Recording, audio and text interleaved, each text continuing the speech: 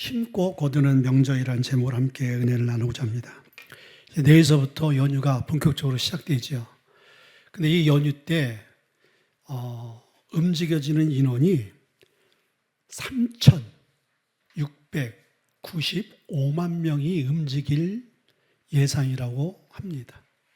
하루 평균 616만 명이 움직인다는 거예요. 근데 그 88%가 차를 통해서 이제 움직인다는 것이죠. 이 좁은 나라에 엄청난 이제 교통 대란이 이제 시작되어질 것입니다. 근데 왜 이렇게 시간의 불편함, 여러 가지의 육체의 불편함을 감수하고 명절에 고향을 찾아갑니까? 고향이 그렇기 때문인 것이겠죠.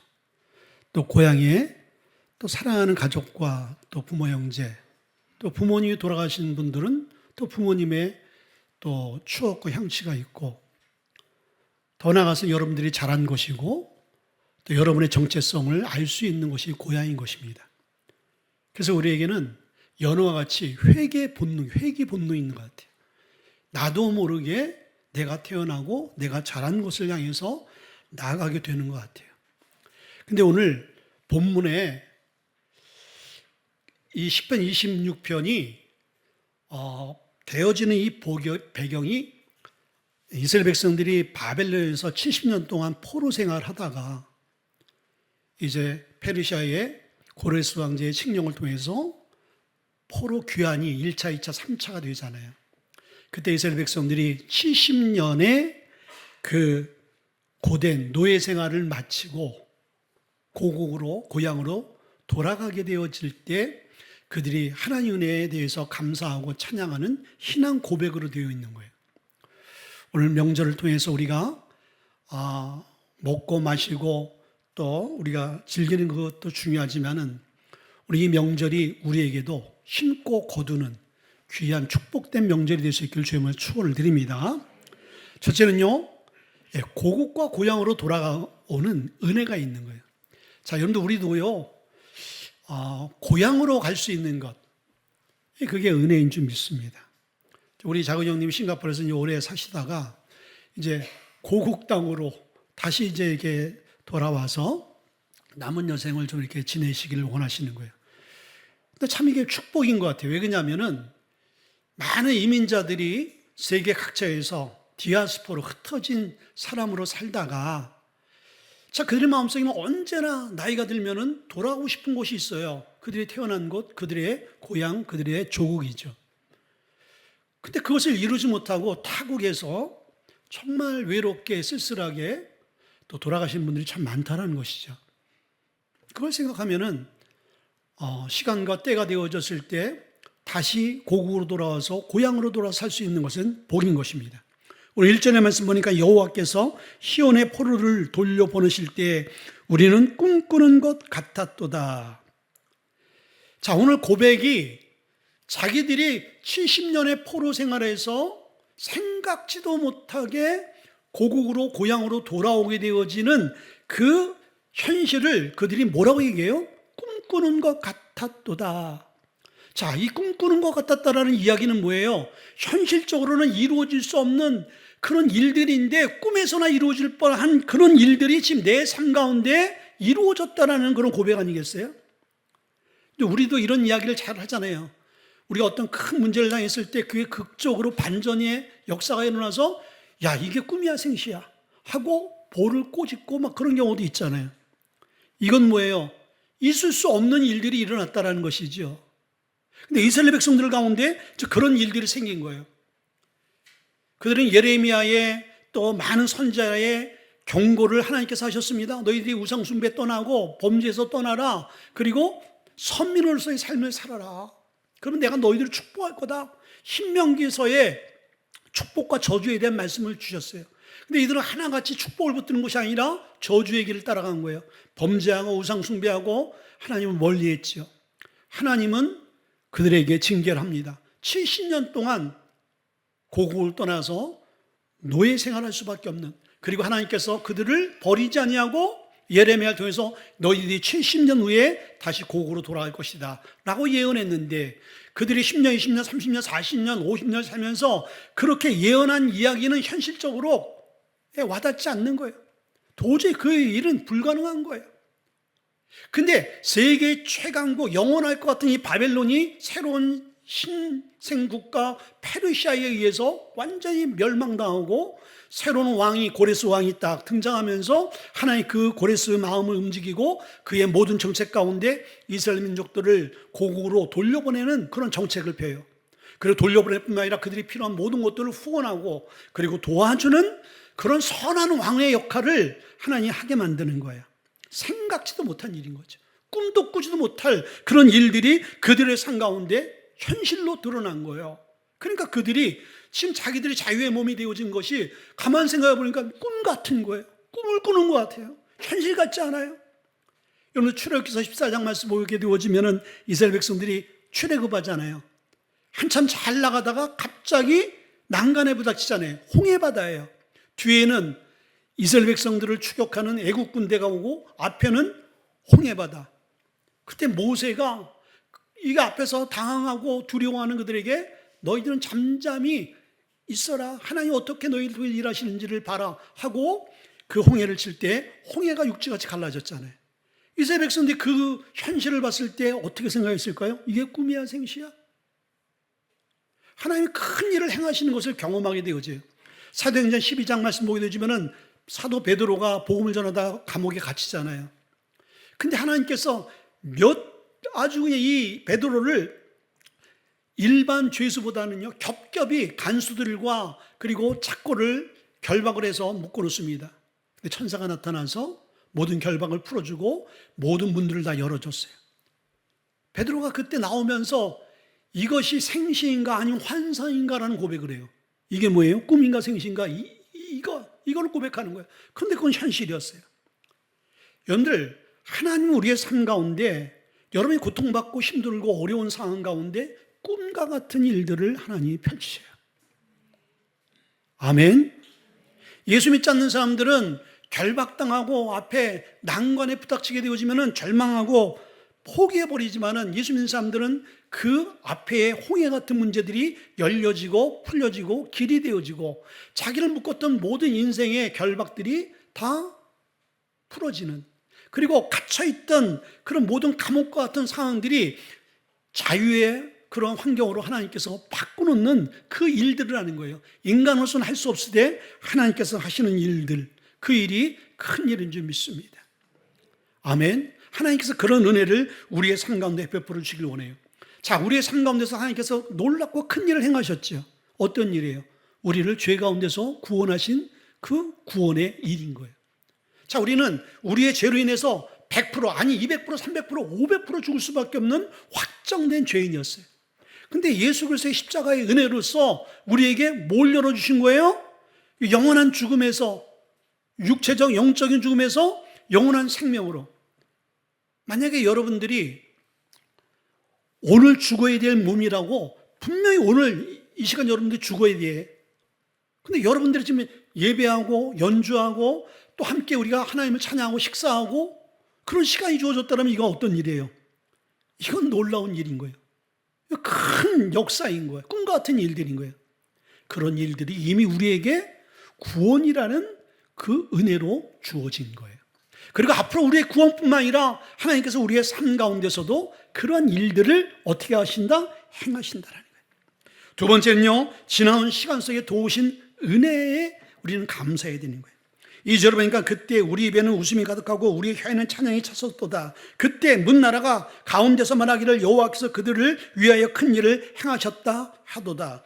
여호와께서 우리를 위하여 큰 일을 행하셨으니 우리는 기쁘도다.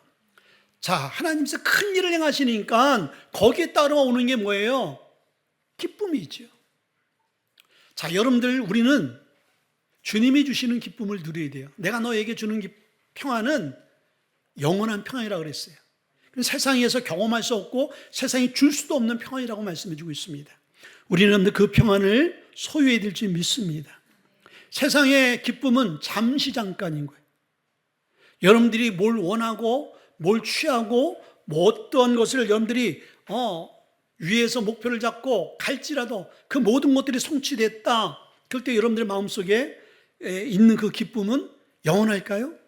그게 매일매일 묵상되어지고 묵상될 때마다 신나고 기쁘고 감사하고 그게 힘이 되어지고 능력이 되어질까요?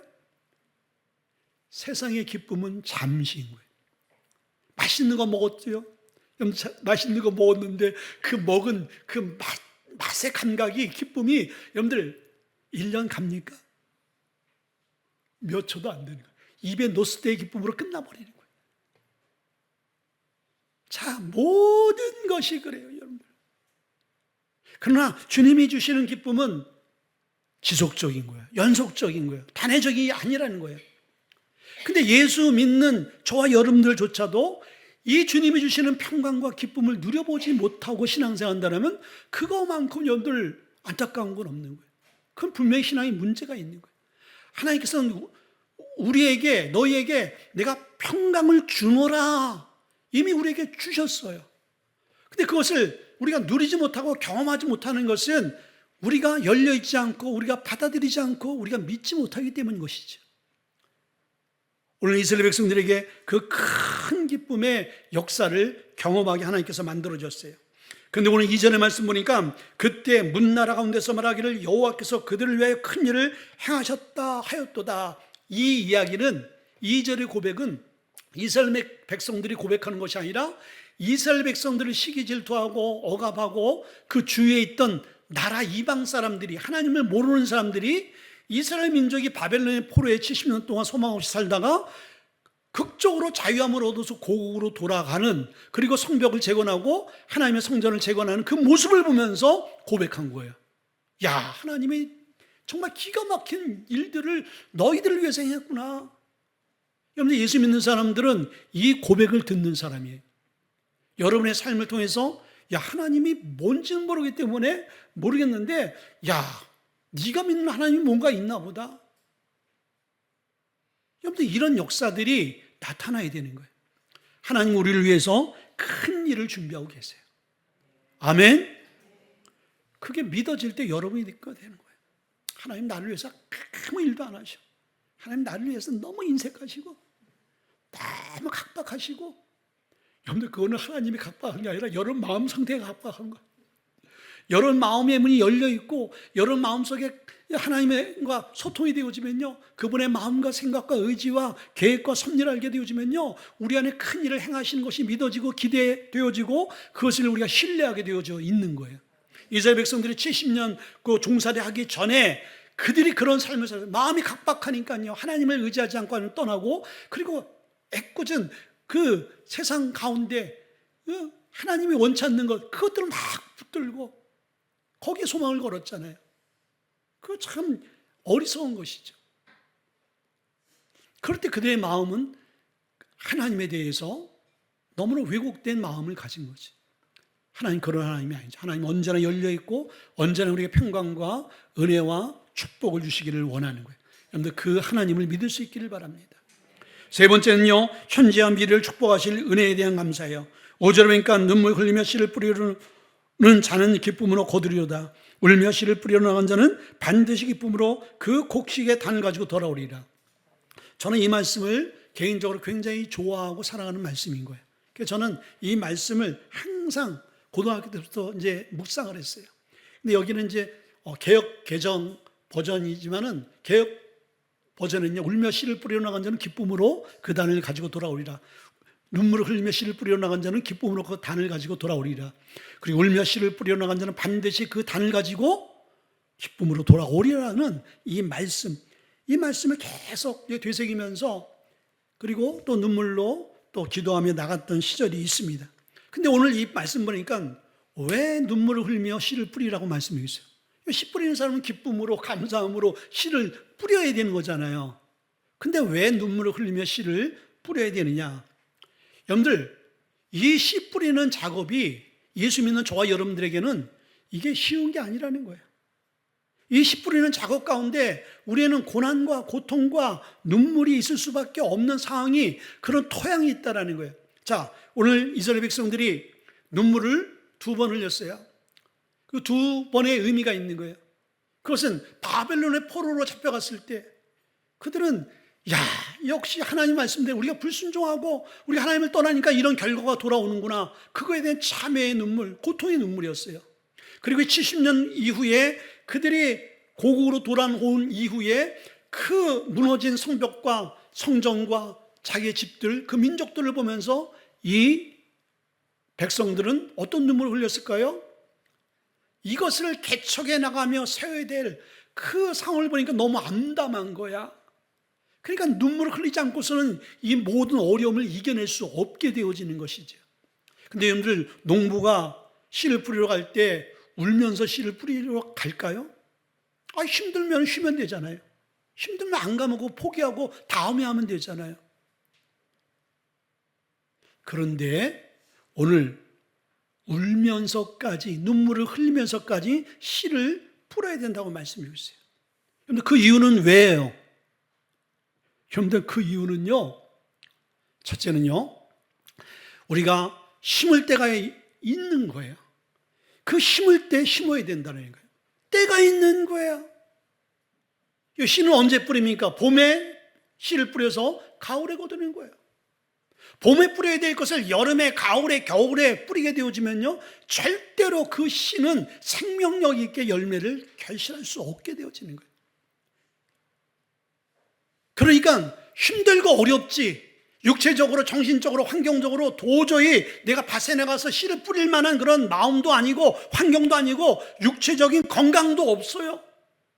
그럼에도 불구하고 그 농부가 그 모든 것들을 감수하고 그 밭에 나가서 씨를 뿌릴 때 너무 고통스럽고 너무 힘들고 너무나 마음이 어려워서 씨를 뿌릴 수밖에 없는 상황인 거예요. 그래도 뿌려야 되는 거예요. 왜? 때가 있기 때문에. 때를 놓치게 되어지면은 그 이후에 아무리 건강하고 편안한 상태에서 씨를 뿌리라도 그것은 의미가 없게 되어지는 거예요. 여러분들, 하나님께서 우리에게 그 때를 주시는 거예요. 여러분들, 그 때를 주실 때 우리는 그 때에 여러분이 아무리 힘들고 어려울지라도 어떻게 해야 돼요? 믿음의 씨, 기도의 씨, 헌신의 씨를 뿌려야 되는 거예요. 우리가 근데 선교하면서 힘들어요. 이 자그마한 교회에서 많은 선교사를 섬기고 또 우리가 후원하고 또 해야 될 일도 많고 재정이 많은 부분들이 선교로 흘러갈 수밖에 없어요. 그래서 우리 교회가 할 수 없는, 하고 싶어도 못하는 부분들이 많아요.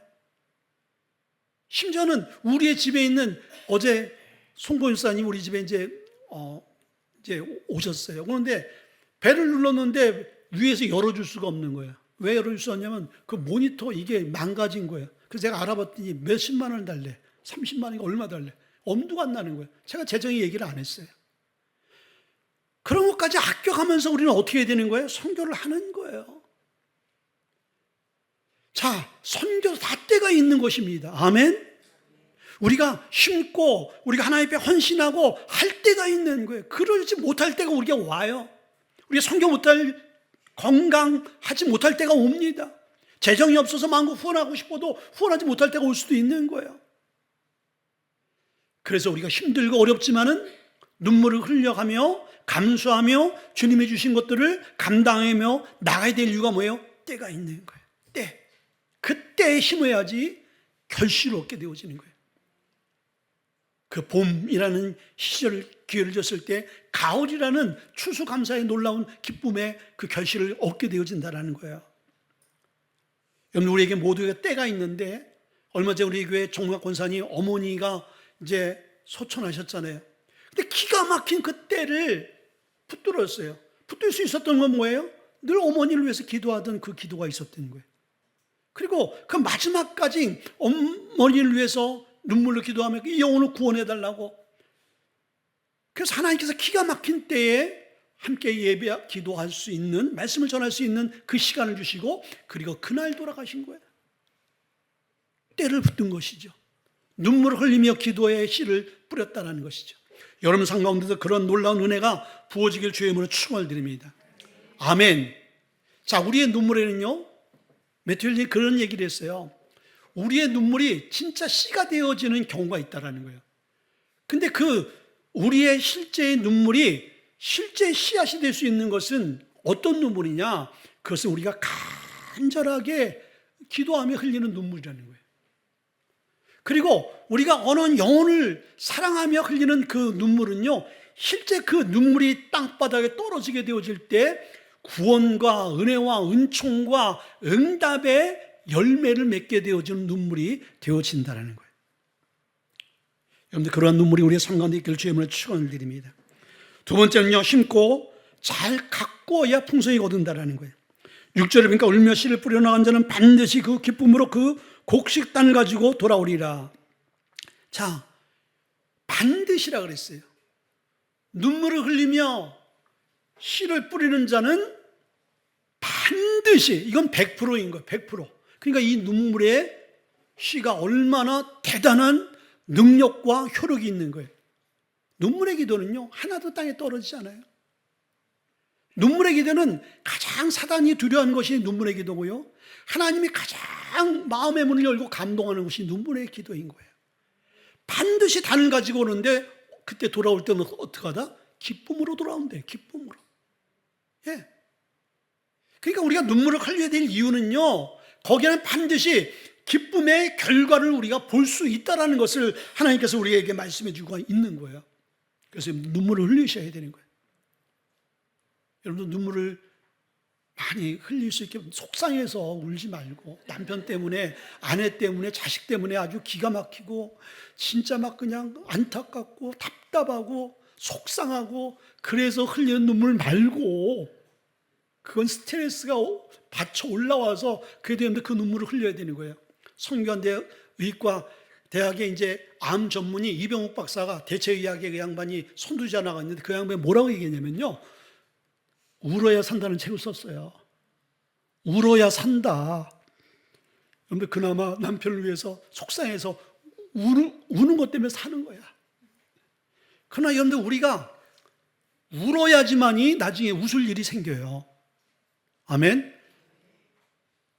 그리고 우리가 울어야지만이 우리의 영육이 산다라니까요. 이제는 여러분들 속상해서 그리고 답답해서 울기보다는 우리의 모든 것들을 맡기고 우리에게 큰 일을 행하실 그 하나님을 기대하면서 한번 울어보세요. 그러면 기쁨으로 여러분의 삶 가운데 아름다운 가정과 자녀, 기업, 직장 위에 결실을 맺게 되어진다는 거예요. 미국의 기독교 작가인 월터 반게린이라는 그런 목사님이 계세요. 근데 이분이 자기의 자식, 초등학교 2살 되어진 매튜라는 이 아이의 그 있었던 사실을 책에 이제 기록해 놨어요. 이 매튜라는 아이가 이 만화책을 굉장히 좋아한 거예요. 그래서 그 지역에 있는 도서관에서 이 만화책을 보고 또 빌려오기도 했는데, 이 아이가 아주 감동받은 만화책을 자기 거로 만들고 싶어서 훔쳐온 거예요. 저는 이 이야기를 보면서 저도 초등학교 때 집이 가난하니까 제가 축구를 굉장히 좋아했거든요. 그래서 내가 축구 선수가 되겠다. 골키퍼. 그래서 볼을 잘 막았어요. 근데 책 사올 돈은 없고, 근데 초등학교 도서관에 축구라는 그런 타이틀의 잡지책이 뭐 그때서 펠레, 이에텍 뭐 그런 유명한 사람들의 화보와 또 축구 교본 이런 것들이 사진으로 다 나와 있었어요. 그래서 제가 칼로 찢어가지고 몇 개 갖고 오고, 또 훔칠 수 있는 거 몇 개 훔쳐가지고 책 갖고 집에서 제가 보면서 흐뭇해하던, 이게 좀 안 믿을 때니까. 근데 요 글을 읽으면서 제가 아유, 내가 그랬지.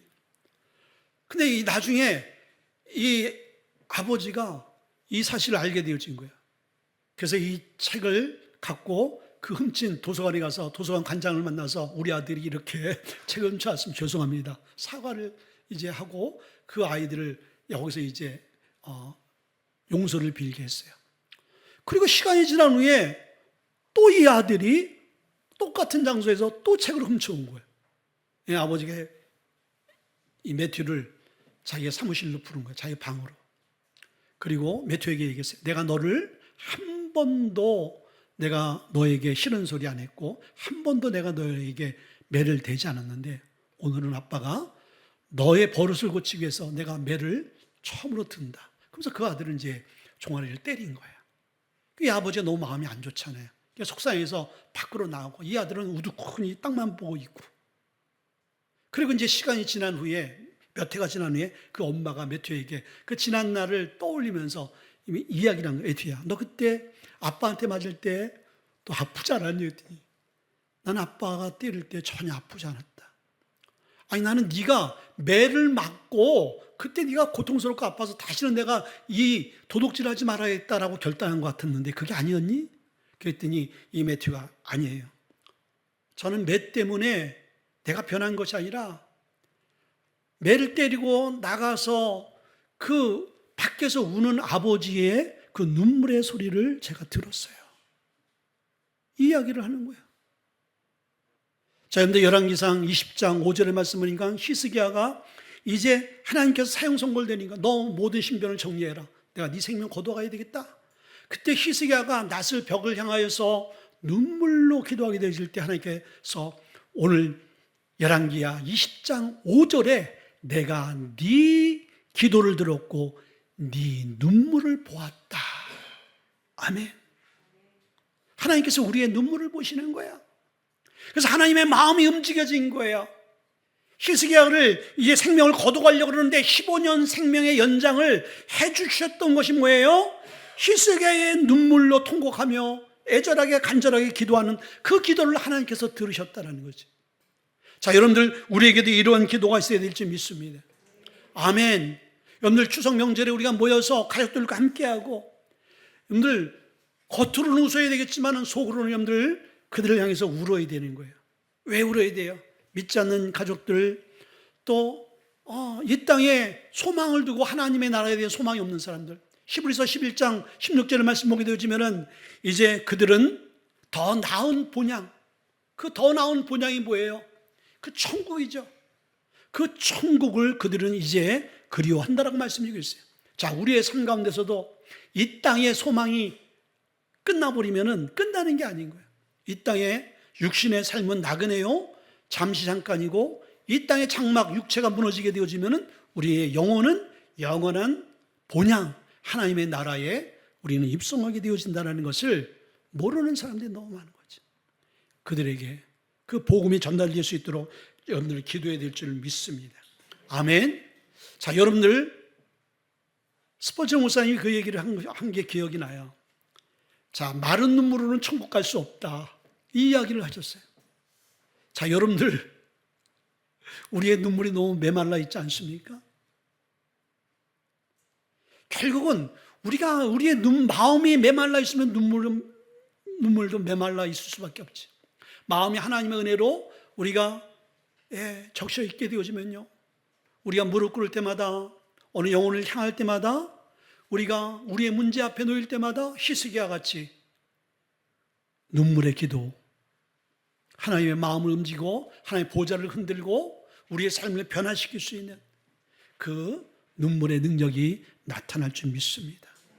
자, 여러분들 이번 명절은 그런 명절, 여러분들 눈물의 씨를 뿌리고 그리고 다음 명절 때는 그 영혼의 생명들이 결실을 맺는 그런 풍성한 명절이 될 수 있기를 주의 이름으로 축원을 드립니다. 우리 한번 기도하겠습니다. 기도할 때 하나님 말씀이